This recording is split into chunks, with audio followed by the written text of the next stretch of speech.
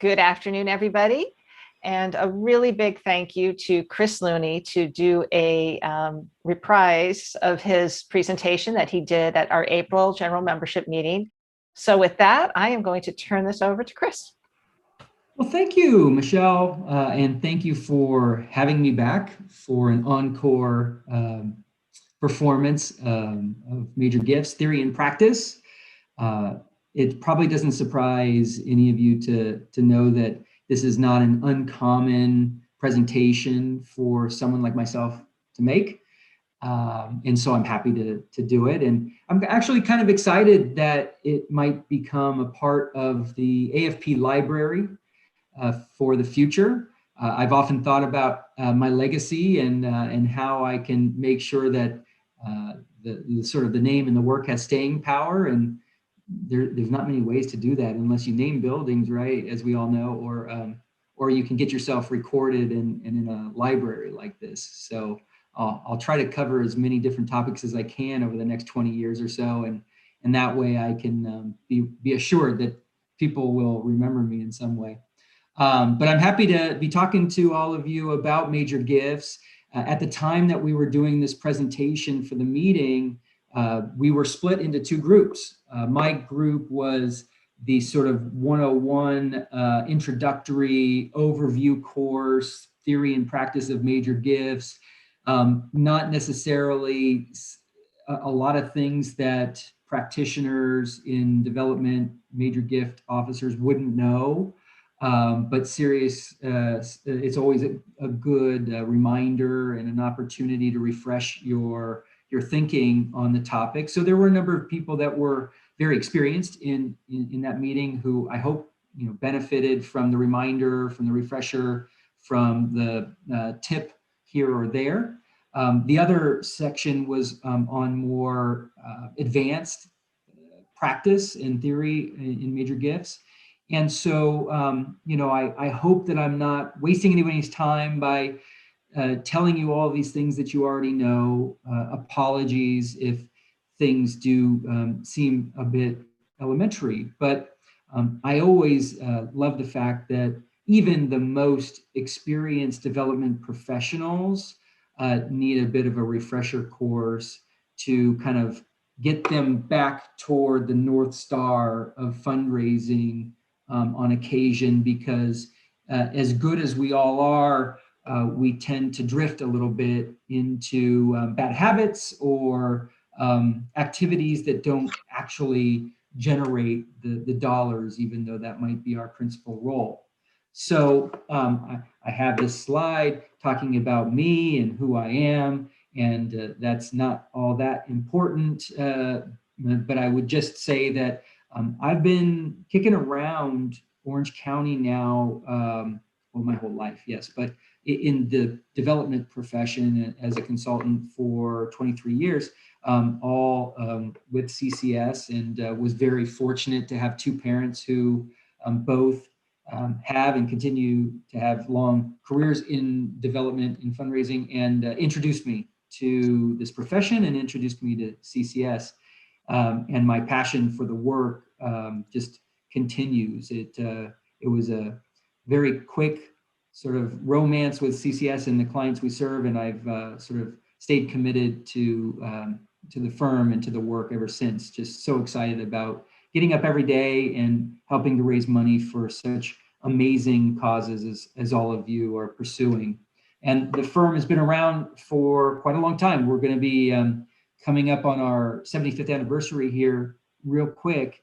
And over those years, have had the opportunity nationally and internationally to serve all types of nonprofits across every sector, and in just about every geography in the country and sometimes the world. So we're very fortunate and feel very blessed to be able to help a variety of clients. And I would say that we're best known for our campaign management, and in that work, obviously, you get exposure to the practice of major gifts.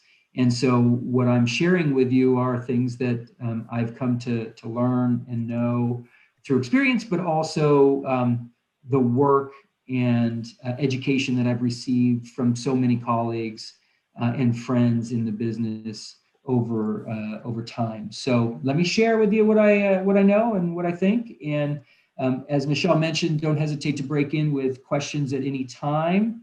I love engagement and dialogue, so it's not in any way going to stymie the conversation if you break in with questions. I invite those anytime. Today, what we're going to really be focused on is reviewing some principles and best practices for major gifts, addressing some strategies for developing major gift portfolios, looking at moves management and how to develop prospect pipelines, and then talk a little bit about the structure and implementation of major gift requests and all that's involved in securing those, stewarding those, and positioning yourselves to receive more of those in the future. So doesn't it feel appropriate to start the conversation by defining a major gift? I think it's funny that often people don't pause to think about what's involved when you hear the word or phrase major gift. Everybody puts it into their own context. If I am a major gift officer at a major educational institution, to me, that might mean 6-figure, 7-figure gift. If I'm working with a startup organization or a relatively young philanthropic organization in the community, they might tell me that their major gift is $1,000.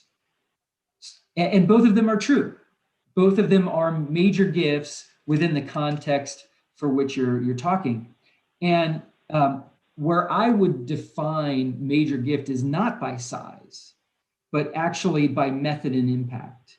By method in terms of work that's done to personally and more strategically cultivate a relationship and generate an ask that is done in a more personal and meaningful way. And secondarily, by impact, the gift should be of a size that actually makes a difference and helps move the organization forward in an impactful way toward better achieving their mission and vision. So let's throw out what we know or think we know about a major gift as being something tied to an amount, and let's focus instead on how that gift is pursued and the difference that it makes to the institution. Some have asked me, why does it even matter? Why do we focus on major gifts? And these are people often that have not necessarily been around in fundraising or nonprofit work for a long time. I suppose these are the same people that talk to me about raising $10 million through a major campaign and start saying, well, if we could just get 100,000 people in the community to each give, right? And you just got to honor that and say, what a great opportunity for education. And major gifts is that way to make an extraordinary impact with less maybe work, or so more efficiency in terms of the fundraising returns. We all know or have heard about the cost effectiveness of major gift fundraising, often pennies on the dollar raised when compared to, let's say, special event revenue or direct mail or direct response revenue, which comes at a substantially higher cost for the dollar raised. So major gifts can be impactful because it's efficiently raised. Also, it has huge impact, huge returns. So we talk about major gifts as having the opportunity to more quickly accomplish goals. How wonderful it is to think about the opportunity to secure $100,000 within weeks to do something important, when by most methods, it would take months and months, if not years, to accomplish that same goal. And lastly, I've seen nothing in terms of what creates momentum and confidence for an initiative, for an effort within an organization than receiving major gifts. Things that were thought to be impossible, when a major gift is received or something substantial toward that particular goal comes in, all of a sudden everybody is joining the band of believers. And oftentimes it's those initial major gifts that inspire future major gifts. The demonstration of confidence in the institution or the project or the people is momentum building, inspiring. And so we often think of major gifts as a way to build all the confidence and momentum we need. And often major gifts are the types of things that help create opportunities with other types of giving. How often have you seen a matching gift program where someone offers $50,000 or $100,000 and is willing to match that dollar for dollar, right? So suddenly you might have a major gift that then influences an equal amount of support from hundreds, if not thousands, of other donors. So there's just a lot of rationale for why major gifts are important and necessary. The challenge, I suppose, is that major gifts are not easy to come by. Not necessarily easy to come by. There are always outlier situations, but most major gifts are given by people that have capacity. They're making these gift decisions because they're able to afford to give money away in more significant amounts. And these pictures are kind of ridiculous because wouldn't we all love to have the opportunity to receive support from the richest Americans, including Jeff Bezos, Bill Gates, et cetera, et cetera, et cetera. You all know who these people are. And I put all their faces up here, not because I thought that you had a realistic opportunity to secure support from more than one or two of them in your career, but because they represent people who come with them significant challenges in terms of their philanthropic decision making. And what I would say is that the individuals that make major gifts are complicated, like we all are. They have different motivations, they have different interests, they have different relationships. So it's incredibly important to make sure that we acknowledge that this isn't easy work, that there's thought and strategy that goes into the work with major gifts. And I could be speaking to an individual, I could be speaking to a company, I could be speaking to a foundation, or any number of other entities, like Rotary could be an example, or a congregation like a church or temple could be a major gift donor. In all of those situations, whether it's an individual or an entity, people are behind the decision, so you have to recognize that. But also there are drivers, there are particular interests, particular relationships that come to play. And I always make this point too, that sort of the wealthier you are, two things happen. The wealthier you are, the smarter you think you are. So you think your ideas are the best.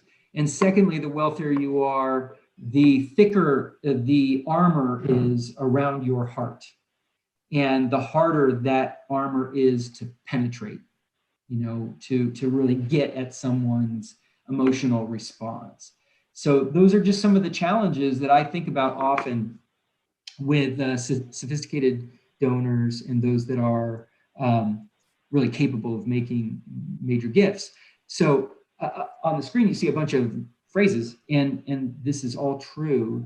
Today's sophisticated donors are different than yesterday's sophisticated donors and a generation ago. What we're finding is that today's sophisticated donors are really known to be more risk tolerant. They're known to be more engaged in the work. They're known to be very entrepreneurial and often are themselves volunteers. They are looking for impact. You know, these are buzzwords, right? These are all things that I think you've heard or you've known from the recent work maybe that you've done in the major gift setting. But it's interesting to think that 20 years ago, 30 years ago, you could say the words uh, of an organization that you really respect and cared about, and you could make a major gift to that organization because the reputation was so high, because the way you felt about that organization was so significant. Now, you know, there's more, I guess, mistrust, but also there's more of a desire on the part of donors to know more, to understand more, to want to feel a sense of connection to the dollars being invested. And so the same organization that 20 years ago could get $100,000 but just for asking for the support of the organization is now building significant proposals about the allocation of those dollars, the impact of those dollars, where it's going to go, what it's going to do, and how the organization is going to measure that, right? So more often the question is, I do like you, but tell me where the money is going to go. There are fewer situations where people would say, I love you, I trust you, here's my money, go for it. Do whatever you think is necessary with it. And that's okay. But it forces us to be a little bit sharper in our approach to the major gift work and not rely on the reputation or history of an organization or even sometimes our relationship with people. We have to go a little bit deeper and further. I mentioned before that people have particular drivers.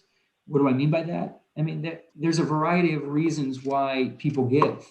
I mentioned in the previous presentation that I have a document that I keep and update occasionally with all of the different motivations that I have seen from donors as it relates to individuals, as it relates to corporations, as it relates to foundations. And there are more motivations in the individual category than I found or recorded for corporations and foundations. But nonetheless, there are a substantial number of them. And sometimes there are multiple drivers that are at play with a prospective donor. And a good fundraiser is going to dial into those, is going to know what they are and what they're not. Happy to share that list with anyone. It changes quite frequently, but the list is important because whenever I'm responsible for developing strategy around a major gift request or partnering with someone who's developing strategy, I bring that list out and I try to figure out how much we know about this decision-making individual, what's important to them, what's not. And we definitely know that people like to give when they're asked. They don't give as much or as generously or as often when they're not asked. We know that people often are generous at their core and want to help and be needed. The desire to make a positive difference. Sometimes people give out of tax planning considerations. If I were, a community foundation trying to secure a gift into a donor advised fund, the motivation for that, the rationale for that would be maybe different than the rationale would be an investment in a position within an institution that could accomplish certain things. So, there's also this idea that people, like me, and I said, the whole thing about being in this library and providing a legacy, people want to be remembered. People want to honor other people. So there's all kinds of things at play, and sometimes things that you would assume to be minor drivers for most people are key drivers for others. So you can't dismiss anything, and you can't mock someone or minimize the driver, even though you personally might think it's insignificant. For others, it could be the most important factor in their mind. So just remember, motivations are something that fundraisers, other professionals need to figure out in advance of making that ask. I think it's important to put major gifts in the right context. I think it's often easy or easier for organizations to say, well, if major gifts is so important, then why don't we just exclusively focus on major gifts and dismiss all other types of fundraising? Like, we don't need events, we don't need direct mail if we are a major gift shop, right? Okay, that's one perspective. But I think what you end up doing is missing much of what might be necessary for more significant philanthropy to occur, for there to be a true culture of philanthropy within the institution, and for you to more consistently meet your goals and objectives. Like, I would ask you, where do you think major gifts come from? Do they come from someone that you just call up on the phone and say, hey, I found your name and I thought you'd be a cool major gift donor. Are you interested? No, major gifts come often from relationships, more often with an institution that have been developed over time. Well, how do you build those relationships with an individual over time? Usually there's a pipeline of gifts that have been developed and given over years through an annual fund. More often than not, major gifts come as the result of years and years and years of consistent giving to an organization's annual fundraising efforts. And when people say, oh, I don't believe in special events, well, easy for them to say if they're not responsible for building a pipeline of friends and donors that can one day be placed into a major gift pipeline.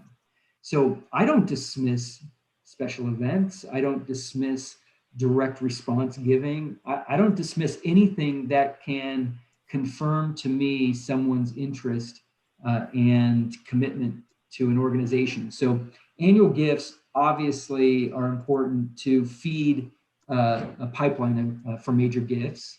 More often than not, you're going to look at your existing donors to understand the possibilities that might exist within the major gift realm for them. And importantly, major gifts and the making of those often are a stepping stone to someone making a lifetime gift, something that is probably the most substantial gift that they'll make in their lifetime, which might be, let's say, out of assets upon death, or something that's a little more structured for the future. So, it's interesting to me to see major gifts in the context of the bigger picture here. Major gifts doesn't necessarily live outside of a framework for fundraising, or outside of the, I'm looking for the right word, the symbiosis is just what's coming to my head. The ecosystem, I guess, of fundraising. It's very much a part of it, but would have a hard time surviving on its own or without some of these other activities that are most normally associated with fundraising. So now we kind of move into the practice of major gifts, major gift fundraising, and importantly, there has been developed a variety of philosophies about how to secure major gifts more effectively. One of the authors and developers of a theory that is probably most commonly known is David Dunlap, who coined the phrase moves management while he was at Cornell University. And he sort of developed this definition, which you can see on the screen. And importantly, he understood the connection between relationship development and engagement and certain activities and steps that could be taken over time towards securing significant support. I've always gravitated toward a methodical approach toward the pursuit of major gifts. I don't necessarily believe in just winging it and hoping for the best. So having a framework is important. It doesn't always work in the same way that he envisioned at all institutions. There might be more steps, there might be fewer steps necessary, but everybody has steps that they need to take a prospective donor through, or even a donor through, toward that gift. And here you see on the screen a cycle that might be appropriate for you in thinking through your major gift approach. It might not, but I think the first step always is to understand who might be your prospective donors. These would be suspects, not prospects necessarily, but you put a bunch of names on a list and you go through the identification process. You got to learn something about them and do some research. You got to figure out what their interests are, how much they might be able to contribute.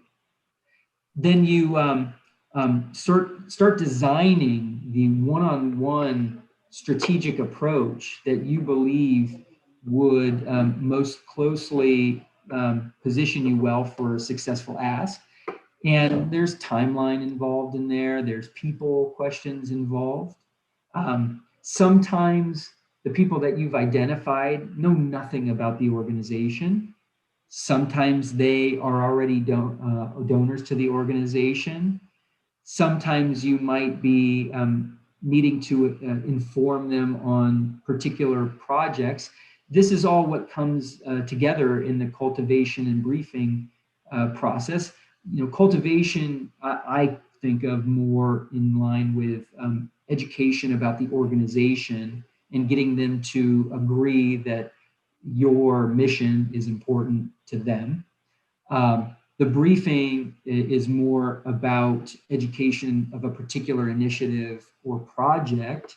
So depending on where some people are, it could take more time in cultivation or more time in briefing, or not much time in either. It really depends on the type of person they are. And so I'm going to say it as categorically as I can. I don't see much one size fits all method in major gift fundraising. That might be possible in other aspects of fundraising, but let's think of major gift fundraising as more customized, more tailored, differentiated, whatever adjectives you want to use, but it's bespoke. And I've only recently adopted that term. I kind of hated it at first because I didn't really know what it meant and felt like fancy people were trying to use it when they didn't know what it meant either, but I've gravitated to it. I know it's a tailoring term, blah, blah, blah, but it's appropriate. It's measuring everyone individually and trying to customize something specifically for them. So the ask, which comes not at the end of this process, but a little toward the back end, the ask is going to be highly customized in these particular settings. But what's funny is, and I say this here, the ask is not the end. The ask is not the most consequential part of this process. It's one important part of a chain, And as we all know, you're only as good as your weakest link. So if you have not done a great job in one of these preceding aspects of the cycle, your odds of success are significantly lessened. So you have to pay attention to these things. Like if you haven't figured out the team, the appropriate solicitors on an ask, then I don't know how you could, necessarily hope to have the best results, right? But importantly, the ask has its place and importance, but is not the end all be all of major gift fundraising. I know plenty of people um, who are good fundraisers, who succeed more, who are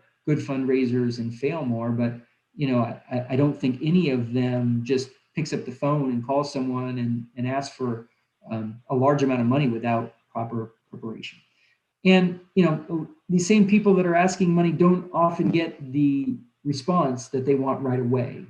So I would also posit that when you're in this work, making an ask, the work just begins when you make that ask. You got to close. So some people kind of fail to understand that there's lots of opportunities to do strategic work once an ask has been made. Like, can you get that board member to call and say, hey, I heard you met with the CEO today. Certainly would love it if you would think about supporting us in this work. That would be really important, right? Does that help? Does that move you closer to a gift decision? You have to write that thank you note. Have you determined the follow-up strategy? When will you be contacting them next? So there are all kinds of these incredibly important steps that need to take place after the ask to close the gift. Then, there's the time and attention that it takes to properly recognize and steward these gifts. Why? Because I don't know many major gift officers that think of their donors as being one and done. It's sort of one and done for the moment, and then let's repeat step one over and over and over again, right? Get the gift, steward it, get the gift, steward it. And it's not crass to do that. It's not crass. That's what people want. People want to invest. People want to invest in your organization dramatically if they have the capacity and if they've been treated well, shown the impact through proper stewardship, they will desire to make multiple major gifts over their lifetime. And we as major gift officers have that sort of obligation to help them achieve their goals and their capacity to do so over time. I mentioned a minute ago about the need to start building a list. And there are some jobs in the major gift world where you can come into the work and you have a pre-built portfolio, or someone has assigned a portfolio of major gift prospects to you. And in that portfolio, you're going to have a variety of people in various stages of readiness to be asked. They've just made their gift and need to be stewarded. They are in need of being qualified, et cetera, et cetera. Well, that's great. But a lot of places you come into an organization and you say, well, what's my portfolio? And they say, I don't know. Why don't you build one? So a lot of people that are venturing into major gift work, especially organizations that are new into it, haven't done it before, have to start by building their major gift list, their portfolio. So where do you go? I might have mentioned earlier that existing donors are your best prospects. So the first place we start is looking at your donor base and trying to marry that history of giving with wealth capacity through a screening tool or something to try to create the perfect storm of someone that has capacity, meaning wealth, and interest or affinity, right? When you have the two of them, then all of a sudden you probably have a major gift prospect. So that's a good place to start. Board members and other volunteers are often great major gift prospects. There are donors that are giving large amounts to organizations that have a similar mission to yours, maybe even within the same community or region. There are lots of ways to source prospective donors to build your major gift portfolio.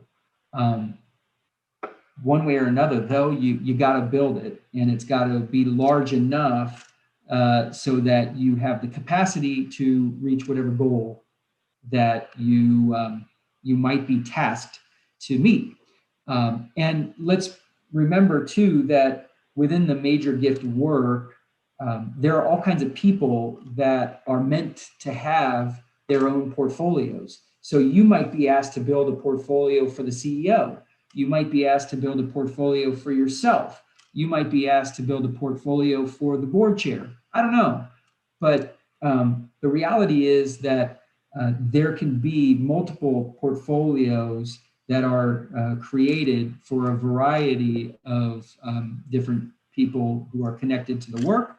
And maybe your responsibility is to be the hub and spoke of this strategy where you're keeping accountability for all of these other people, and you might have a certain number of people that you're responsible for working with directly yourself. I, I've seen organizations where major gift portfolios have been as large as 100 or 200 people, which means that one person is managing the relationships with 100 to 200 people over the course of the year, every day, working on that portfolio to move people to the next step, right? So if they're currently in the qualification stage, we're trying to determine if they are a real viable prospect. You might be taking a cultivation step or a briefing step, or you might get the ask out, or you might send the impact report to them. So a portfolio is going to have all kinds of different stages in it, but ultimately that portfolio's responsibility is on usually you or that person that owns it to push people through the cycle, advance them to the next stage in a reasonable and often accelerated timeline. Okay.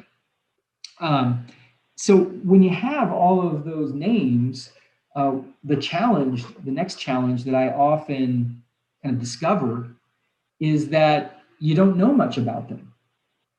Even the ones maybe that are historic donors or long-term donors to the institution. Like, how did they even find your organization in the first place? Who are they connected to? Why do they keep giving? Where's their wealth from? Do they have any other ties to the institution? Do they support other organizations philanthropically? Where do you stack up in that? What does their wealth screening suggest is their capacity? If there was a strong relationship that exists, who is it with? All of these are important areas to understand and know in order to, as I said before, create the right strategy and approach to your major gift donors. So whereas you need to have a lot of people in a portfolio to succeed, the other part is you need to know a lot about these people that are in your portfolio to succeed. And it's not enough to know a lot about 10% of your portfolio. You actually need to know a lot about 90% of your portfolio. And it's okay to push people out of your portfolio as often as it is okay to pull new people into your portfolio. Your portfolio is highly dynamic, right? It's never the same day to day. It always changes. Why? Because you just moved someone from point A to point B, or someone just told you that they never want you to call them again, or someone just lost their business and have declared bankruptcy.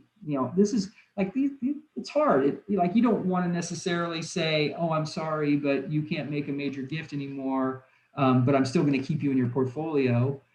You know, you can still keep them as friends, but you know, there's a point at which you have to cull and prune, and in order to grow, right? So it's an evolutionary process. Major gifts is a lot of work to prune, to grow, and all of that. And you know, one of the things that you'll soon discover when you do this research work and qualification work and exploratory work with your donors is that you know, they're not all major gift prospects, and that's okay.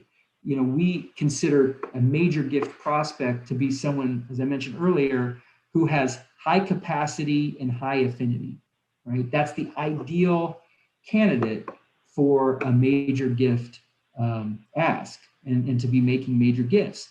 You know, there's even possibilities with high capacity and low affinity to secure major gift support.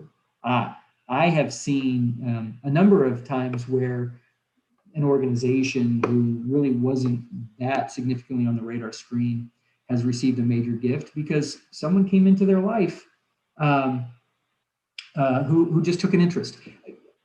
Point of example, you know, Mackenzie Bezos's great philanthropy that was spread across so many different organizations. I know for a fact that she did not know intimately these organizations, right? There was very low affinity. The only connection was sort of areas of focus and some interests, but the organizations themselves, that was low affinity. But marry that with high capacity, extremely high capacity, and some magic can really happen. So the good news too is that even if you have low affinity, that's something that you can continue to build and foster. Here's the challenge. You can never make someone with low capacity have high capacity, right? So in this work that we do, it's just sometimes good to understand that basic reality and eliminate those that have low capacity in this work because you know you have to be targeted. You can't necessarily take a machine gun approach to this work. You have to really be a sharpshooter in the work that you're doing here. So let's jump into some of the considerations that exist as you approach a major gift ask, and some of the things that you'll really want to be mindful of as you pull together your strategy. The first thing that I often look to is previous giving history. You know, is there a strong history of giving to the institution? What is it? What does it look like? There's also the giving to other institutions. So if I'm approaching a campaign and I need to sequence prospective donors across a table of gifts or a gift pyramid or whatever you might call it, I might say, well, this person has good capacity, but do they have the history of giving a seven-figure gift? And if I can find that history somewhere else, like for example, they gave a seven-figure gift to another institution that I would say is at a similar priority level for that individual, I might begin to feel more comfortable assigning a seven-figure request level for that individual. You know, the research that you would do to find out connections and whether there's an interest in the particular program that you are raising money for. Those are incredibly important. What do you know about the right timetable? Are they in the process of selling their business and now is not the right time for them to make a decision? Are there personal issues going on that interfere? Did they just come away from a windfall event, which makes urgency important? All those things need to be figured out, as does your entire rationale for the gift request. what's the impact? What's it for? How much is it going to be? How does that gift fit into the broader need for philanthropy? Does it need to include a challenge or matching component? Are there other donors that would help inspire that person if they were known to be associated with the effort? All of those kinds of things need to be figured out. You don't want to necessarily walk into a situation where you have a lot of holes in your strategy. You want to button all of those things up as best you can. In terms of thinking about who's going to be actively involved in the cultivation and solicitation of this particular individual. Who is the person that is potentially highly influential with this person, who is respected by this person, or family, I should say, whoever the decision maker is. Oftentimes these days we are approaching families as a unit, and family offices, and making presentations to extended families. And so you got to think about who's going to be in the room from their side and who's going to be in the room from your side as well. So I also wonder who you're going to engage as other donors to create that connection. Have you done the proper preparation in advance of the actual meeting solicitation by defining roles? I can't tell you how often individuals or teams sort of think that they can be effective by winging it. And I said winging it before, but what better way to say it? Just sort of like, yeah, put me in the room with this person. I'll do it. I'll figure it out. I got this covered, which is, sometimes okay if you have that understanding and trust with the solicitor, that they've done this before, that they know what they're doing, that they have the kind of relationship where pre-planning and preparation isn't as significantly important. But I never assume that. I always go in defining roles carefully, briefing the players that are going to be involved, and making sure everyone knows who's going to say what and when. Not the ultimate and last consideration, but an important one is the kind of collateral that you're bringing with you or preparing for these meetings. Are you going to prepare a slide deck? Are you going to show them a video? Are you going to use digital media in any way? Have you thought through recognition and done everything that you possibly can to bring this request to life, making it as personal and bespoke, as I said before, as possible? One of the areas that I think you can often find yourself with the most holes is in your case for support, and sort of in the rationale that you're bringing forward, the initiative and the messaging associated with it, for why this ask is being delivered to this person at this point in time. And we say, that official story of why you need support, private support, has to have some vision, some lift to it, has to be inspiring, has to be urgent, a call to action that is more immediate than necessarily long term. And you're telling a story, so you need to tell a great story about how this initiative fits into the history of the organization, how it fits into the future of the organization, why it's so urgent today, what it's going to allow you to do in the future, and specifically how this person can help measurably move that vision forward, or the mission of the organization, the particular project forward in a significant and impactful way. And oftentimes, organizations haven't thought through all of the particulars. Like, for example, you ask for $100,000 from someone to fund a building, right? Okay, great. Where's the building going to be located? How big is this building? How many floors are in this building? How many offices are going to be in this building? How many people are going to be in this building? How many people are going, how many clients are going to be served in this building on an annual basis? What's it going to cost the organization to keep this building going on an annual basis if it's a new building added to your campus? Is that affordable for you? Where are you going to come up with that additional $50,000 a year or $300,000 a year to run this building? You know, people will get pretty granular with their questions and their FAQs.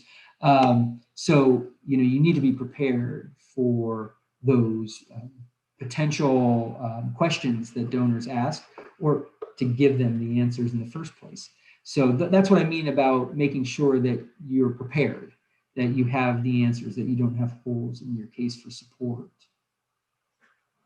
One of the other realities that I find in major gifts is that there just isn't enough activity.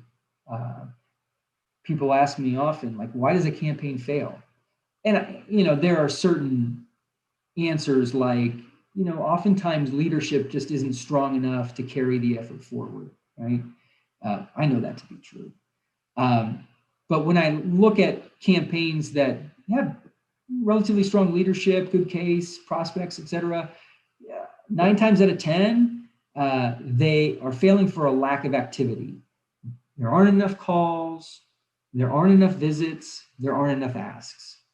And the pace and the level of contacts and moves, everything else that we were defining earlier, just are insufficient to achieve the goal that has been set out, at least in the timeline that's been set out. So we often focus in the major gift work that we do on tracking activity, measuring activity.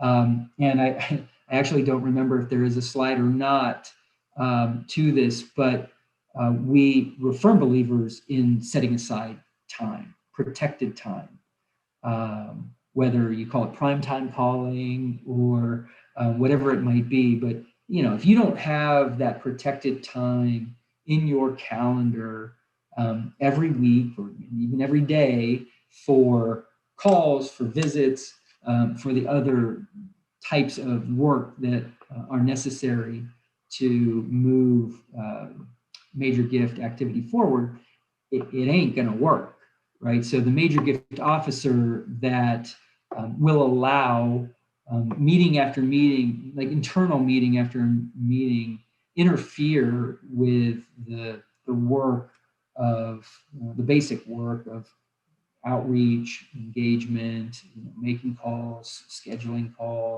meetings, going out on visits, all of those kinds of things can really interfere with progress. And so you have to protect that time and keep it sacred. See, primetime calling. I should have known. There it is. You know, protect that time. Keep it sacred. Okay. So I guess part of the rationale for this training is to highlight some of the key ingredients of major gifts. And I've always said that if I have an extraordinary individual, an extraordinary leader, I'm pretty confident that I can raise money for almost anything. You know, I've seen organizations that have had to raise money for debt, for misuse of funds, you know, replenishing because of misuse of funds, those kinds of things. But the strength of the leadership that was involved in those efforts was so extraordinary that they were successful. And so I want to make sure that in this work that you recognize that it's not always you as the major gift officer, let's say, that is the right person to be making an ask or for moving a donor forward. You might be assigned to someone in your portfolio. You might have the responsibility of shepherding a relationship forward. But, you know, at the end of the day, I personally might not be the right person to ask another person for a gift. Even if I'm an important person within the institution, it's better to find the right person or right team to do this sort of important work. So what do I mean? If I'm a major gift officer and there's a particular individual in my portfolio who I don't just really feel a close connection to, I've had a hard time making that connection, doesn't mean you have to, you might be the only person that has a major gift portfolio in your institution, so you don't have the option of pushing it on to someone else. You have to move the needle, right? So you start approaching other people to help you move the relationship forward. So that's what I would mean about choosing and training the right team. If it's not you that's going to do it, who else do you need to bring forward on a per individual basis to move the relationship forward to get to the end result? It might be the executive director, it might be the board chair, it might be another volunteer, it might be a donor who you've co-opted to help you, but better to find the right team, the right people to put in a room with someone than to fully understand that you're just not the right person to do that. And we often say that, in selecting the right team, it is someone that has a close relationship, is a peer, is someone that is respected by that prospective donor. There are lots of other, potential factors that might go into it for the individual relationship, but it should be, one or a few people who do have the capacity to engage that person in a meaningful way. And with the right team, pretty much anything is achievable. I talk often about making sure that you're cultivating appropriately. Again, if we go back to some of the early slides, cultivation being that opportunity to get someone to be more aware of the organization. So in that vein, it's incredibly important to understand that people don't necessarily want to be cultivated. They don't necessarily gravitate to cultivation. So you have to sort of make it fun. You have to figure out ways that you can get people to be engaged. And a lot of organizations can do that through volunteering. They give them access to particular activities that they wouldn't otherwise be able to join. They make it incredibly relevant to the prospective donor, something that is a match. So for example, if I'm an IT professional and I'm asked for my advice relative to this organization's IT infrastructure, there's a connection there. There's a relevance that's created, a rationale. There has to be inspiration created. The person on the other end can't be bored with what you're trying to do, or the organization. They have to be thought. There has to be this dynamic created where the person is like, wow, that seems cool. I want to know more about that. And to the point about that IT person that I just referenced, engagement is incredibly important, and the statistics suggest to us that the more someone is engaged in a meaningful way with the organization, the higher the probability is of not just giving, but giving a significant gift. So if they're on the board, the chances increase dramatically that someone will make a major gift. If they are a volunteer, the chances increase. If they are on a campaign steering committee, right, that's probably the best one. But there's all kinds of different ways that you can create the engagement, which is so important to creating a higher probability of major gift support. Mentoring, lending expertise, invitations to speak, joining sort of CEO roundtables, special VIP events, to engagements. Those are all ways to create connections and engagement that are just critically important. I'm going to start speeding up on some of these additional slides because they've kind of come out in a variety of ways over the course of the presentation, but still important to reinforce. One is the thought of impact and what the outcomes are of a gift and of an initiative that is being pursued. I think we have been forced, many of us, to get more serious about the impact and measuring impact and reporting on impact as a result of the requirements put upon us by foundations.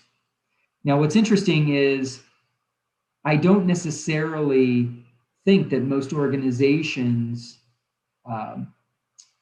respond or think of the responsibility to share back results and impact and measurements of those and updates in the same way with individuals or even corporations, to that matter, as we do with foundations. Why? Well, it's not required, right? But just because it's not required doesn't mean it isn't a great idea or doesn't make a huge difference. So if there is a way that you can institutionalize a certain path of stewardship, let's say, and reporting to individual major gift donors to the same degree that you would understand foundations to require you to do, then I believe you're going to think about your requests more strategically to individuals. You're going to put more time and thought into those requests where they'll be more detailed and thoughtful.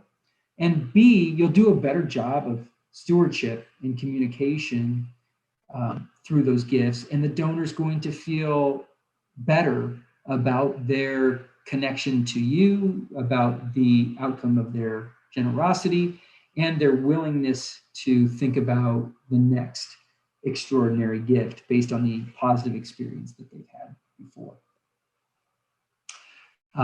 Back to the idea of bespoke, I think customization of collateral for major gift donors is really important and necessary. So let's often try to create things that are seen to be tailored for these individuals and the work that's being done. I mean, it's not feasible to often create truly tailored materials each and every time. But if you have great templates, if you have the capacity to customize existing collateral, then, by all means, it's extraordinarily helpful to do so.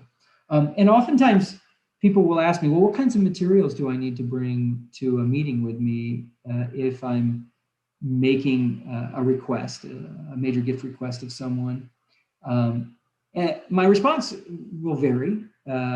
It will depend on who's asking. It will depend on whether you have the intent to use any materials during the meeting or not. I often find that volunteers and even sometimes development professionals need some collateral to help guide the conversation, because sometimes we get very nervous in pursuing these conversations. So sometimes if you're able to bring out a presentation deck or have something to follow on an iPad, it keeps you focused on the architecture or the arc of the meeting, and not forgetting any core details, not skipping any of the key messages that you want to communicate. So, I wouldn't hesitate to bring collateral with me to a meeting and use it if it benefits you as the solicitor, or if it might enhance the meeting by virtue of them being able to see what it is you're talking about, or understand better what it is you're talking about. But I always try to bring something with me. Might even be a gift, but I never come empty-handed. But I try to create something that I can at least leave behind with them that often is specific to the request, and that shows and demonstrates that I put a lot of time, attention, effort, and energy into this work, that I didn't just throw things together and bring it with me straight from the office. That, you know, we spent as an organization a substantial amount of time thinking through what would be best to put in front of them as an investable opportunity. So I think that strategy, works very often. And what went through my brain as I was saying this is that I don't think what I've said often or prior is that a lot of times these ask meetings are coming with them a very specific approach for a specific amount of money. You know, we talked about specific programs and hoping that someone will invest in a program, but quite often these requests are asking for a dollar amount. You know, would you consider giving or consider investing $100,000 in this particular initiative? And then the proposal might have a letter to that effect, or a presentation deck customized around the impact of a $100,000 gift, the kind of recognition that you would receive, right? So you might use it, you might just hold on to it and say at the end of the meeting, you know, everything that we talked about here today is here in the packet as well. So if you wanted to jump into some of these materials and understand a little bit more about what a gift at this level means and the impact it can have, I would invite you to review this. Sometimes asks are made in ranges of amounts. You know, would you consider a gift of $50,000 to $250,000? Often you need to explain if it's a one-time gift or if it's a pledge payable over time, or if you intend for this to be a gift through their will or estate or trust. So you need to think through some of these strategies. But you know, a major gift could be something that's payable over many years. Often in campaigns they are, but sometimes you need the money tomorrow. So the needs of the organization have to be very transparent. Don't assume anything going into a meeting. Don't assume that they know that a gift would be needed before the end of the fiscal year, or that they could pledge it over 3 to 5 years, or that you would accept a blended gift between an estate and cash. You know, you can't assume anything. You have to educate. You have to lay it out in plain detail for them and give them all the options that are available, including oftentimes the ways that they can make a gift. Like some people just don't know that they can give appreciated stock to fulfill a gift. It's not always writing a check. Sometimes it's gifting a car. Sometimes it's gifting a house. Sometimes it's giving stock. Sometimes it's making you the beneficiary of an insurance policy or 401k. You know, there's all kinds of different ways. Spell it out for them. You know, you have to have answers to all of these questions. I mentioned a few times before that there is, I didn't want to overemphasize the ask as part of the major gift process, because, and I've often heard people say this, if you've done your job well in terms of the cultivation steps and the engagement pre-ask, the ask is a little bit more of a formality. There's less guesswork that's involved in the actual ask itself. You know, and so I put this picture here of an engagement ceremony because I don't think this person down on their knees proposing is expecting a no, right? There's probably a lot of conversations that have gone into this ask prior to this moment, including, is there a special place? Is there a special date? Is there a ring type? Do you think you'd want to get engaged this year, next year? Would you say yes if I asked? These are the kinds of questions that literally get asked by major gift officers to their prospective donors before the ask is made, right? Like, hey, would you have any interest in supporting our housing initiative? No? Okay. Well, maybe I can come back next meeting and we can explore, what some of the other interests are. Well, I guess I'm not going to be asking for the housing initiative, right? So things are tested all the time. Hopefully going into an ask that you have a reasonable opportunity for a positive response. If you don't, I would actually wonder, or I want you to pause and say, have I done enough? Am I prematurely asking for this gift? Have I earned the right to ask for this gift? Those are hard questions, right? And sometimes you just have to take a chance, and that's okay too. But failure is always a part of this. But I do whatever I can to eliminate the failure rate as many times as I can. But I would also say, and I don't want to belabor this because I could do an entire hour and a half presentation just on the ways to make an ask, the statements to make, the question that you would want to pose, the intricate details about how you're supposed to follow up that ask, all of those kinds of things. But let me quickly just say that you should know what you're going to say before you say it. You probably want to practice and rehearse the speech that you're going to give.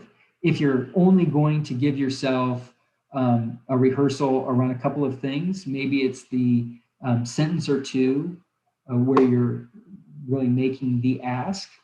And as you've heard from many people, the ask is meant to come with a response that is from the prospective donor, not from you, right? So you've all been probably trained to make the ask and be quiet, right?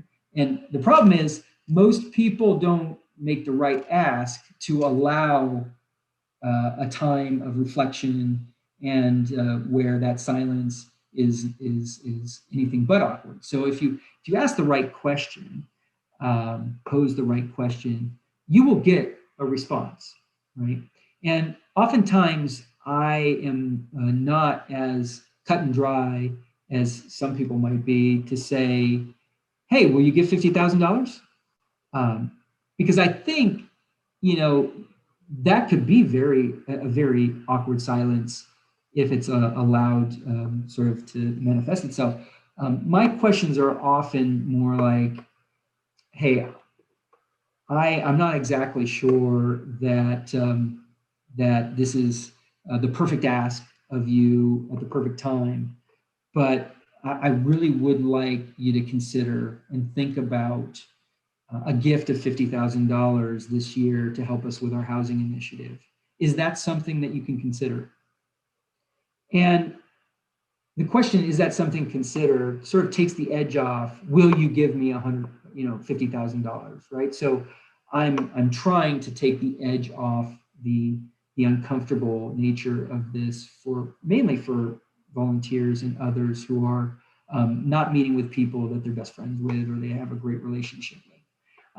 And so, I think it's important to think carefully about how you would approach the ask, and do so in a way that you can make it as comfortable as possible for everyone, and receive back a thoughtful response. And the thoughtful response is yes, no, maybe, I need more time, not at that level, all kinds of different things. But as I said earlier, you can make a perfect ask and still not get the answer you want, right? So don't overthink it, right? you're not doing this one time, you're doing it many, many, many, many, many times in order to be successful. And this is usually where I say failure is a part of fundraising. And you are going to probably fail more often than you succeed in fundraising if you're doing it right. If you've never failed in fundraising, you're doing something wrong. And if you're successful 3 or 4 times out of every ask in terms of getting what you're asking for, you, like a professional baseball player, will be in the Hall of Fame, right? So just, be prepared for no. It's often a no to this today, right now, as one client has famously ingrained in my head. A no is just a prelude to a yes. So don't think of it as a no forever. Think of it as a no right now. And hey, maybe I just sharpened my pencil a little more on getting closer to what will really motivate this person to say yes. I went over all of this stuff before. Proper stewardship is critically important, even on the annual gift side or annual giving side, but also in the major gift side, making people feel like they've had an impact, that they are appreciated, that they are a part of something important, that they've done something really wonderful. All of those kinds of things are incredibly valuable. And I'm going to end with this slide, not the one that sort of talks about all the things to avoid, because I've talked about plenty of things not to do. But I'm going to stop here with the presentation, which is really about attitude. And what I've come to realize is that there is a power in maintaining a positive attitude as a fundraiser. It can be a difficult job. And if you kind of allow the circumstances, the no's, the negativity of some people, quite honestly, to influence you in this work, in this line of work, it is fairly easy to become a bit negative, demoralized, but you can't let that happen. A successful major gift officer is probably defined more as an eternal optimist than maybe any other characteristic, right? I think that I am often successful because I don't know how to stop thinking positively. I can't stop thinking about the best case scenario. I'm prepared for the worst, mind you, but I'm often, prepared for good things to happen and celebrate those when they do. So I know for all of you that are in major gift work or exploring major gift work or want to get into it, that it can be extraordinarily exciting and fun and rewarding. But there are going to be moments where it seems like the hardest job you've ever had in your life. And I think it's in those moments, if you can maintain a positive attitude, that you will continue to be extraordinarily successful. So just keep that positive attitude because it means a lot in this work. So with that being said, I'll skip that slide and I'll just say thank you for giving me the opportunity to share a few things about major gifts with you over the course of the last hour or so. Let me open it up to questions if there are any. We did have one question in the chat, and it was about building your team. And the question is to drill down a little bit deeper and to say, what are some of the qualities that you're looking for when you're building that team? Yeah. Well, I do like people that are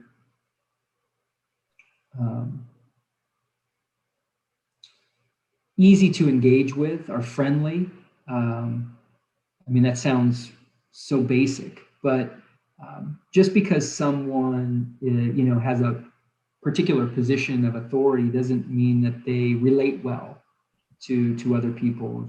If you've worked in an academic or medical environment, sometimes the smartest people are often the most reclusive and the hardest to connect with. So, finding someone that you believe is going to develop a strong connection with that prospective donor.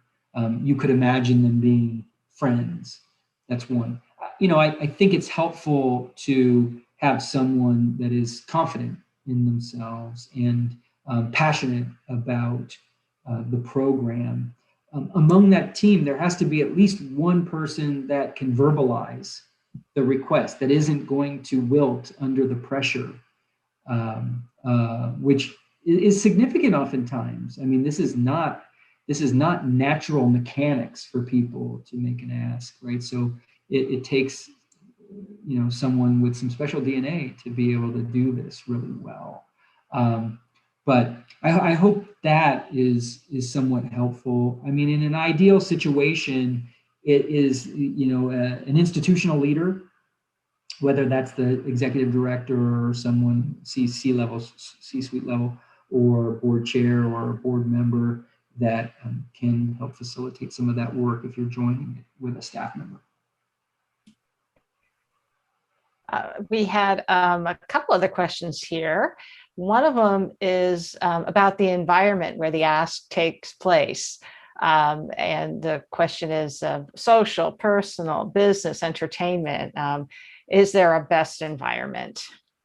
Yeah, I think whatever environment is most comfortable to the prospective donor is the way to go. There's nothing wrong with inviting someone to the office, the organization's office, to have that. I mean, I think that's a safe and reasonable space to make an ask. It doesn't have to be on their turf, so to speak, right? You're going to know what the best location is by virtue of the relationship that you've developed or the connection that you've developed in advance. I think when in doubt, ask them, where they'd like to meet. And let's also remember that these asks happen in unusual ways and in unusual circumstances. I am not the person that's so rigid to say it has to be like this, it has to be like that. I've known plenty of conversations that have ultimately become an ask for a significant gift with the invitation to submit a proposal as a follow-up. Conversation that is something like this. I was hoping that you might be open to our request of $50,000 for our housing initiative. Would it be okay if I sent you over a proposal for that in the next day or two? Right. So it can happen in different ways, right? And I want to be open to that depending on the person, but let's make sure that the person that you're talking to is comfortable. And obviously COVID era opened up all kinds of additional considerations that we're going to have to grapple with over the next 6 to 12 months. Diana, you want to I was going to say, and by the way, there's lots of proof that major gifts can be asked for via Zoom. So we've definitely proven that. Well, that was the question there. Have you ever asked on Zoom as a follow-up? But I think there's a couple other. Diana, you want to kick off one of the other questions? Yeah. Do we have time for just one more, or do you want two? Two? Okay. So there was a question in here if there are generational differences in the ask. Yes, I think absolutely. Different generational asks. I think I explored that a little bit.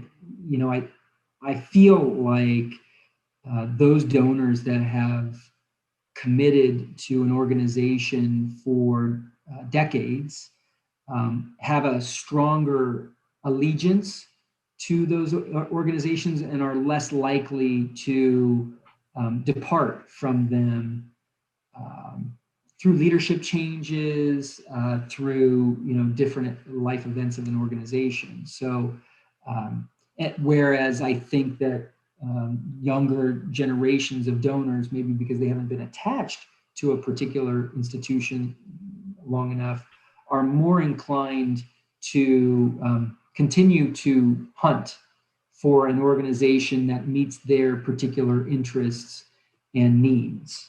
I think there's a particular, or a greater opportunity to create relationships with younger donors who are trying to find their charity of choice or charities of choice. I think the older you get, the more committed you become, oftentimes, to a certain number of agencies and want to aggregate your resources into fewer of those organizations and concentrate your giving. Yeah, that's great. I had an opportunity to do a feasibility study over the summer, last summer, and the individual did not support that charity and said his strategy was narrow, deep, and long. And yes, he was very nice, gave great feedback, but he wasn't going to add anything new into his charities that he supported. Narrow, deep, and long. Yeah, I like that. So there is a question about the risk-taking qualities of a major gift prospect that you alluded to. And you maybe we'll finish off with this one. Yeah, no, that would be good. Where do I see risk taking being manifested?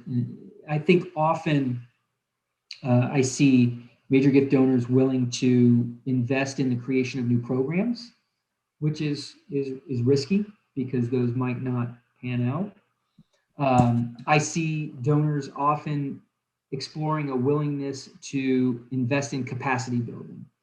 And I say that because most of these donors that are less risk averse are entrepreneurial themselves, have built businesses, understand what it takes to grow a business, are not immune to the idea of you have to spend money to make money. And so I would encourage all of you to kind of explore the temperature of various people in capacity building activities, like the addition of staff and giving them a runway, whether it's development staff or program staff or things like that, right? Whatever you as an organization feel like might help you grow your capacity to do more, there's an opportunity for donors to fund that growth. And that's risk capital, which doesn't often, hardly ever kind of exist in the budget. So this is sort of incremental to most budgets. Like, oh, you're going to give me $100,000 to hire someone for a couple of years to grow this program? Awesome. And so I would explore those opportunities because I think donors are more open to the 10x return that might be possible as a result of their particular gift. All right. Well, Chris, thank you so much for this encore performance. And we're glad that we were helping you build your legacy by making this, memorializing this clip on our website. And thank you again for all that you do for the chapter. Thank you, Michelle. So kind of you. And thanks everyone for being a kind audience. Bye-bye.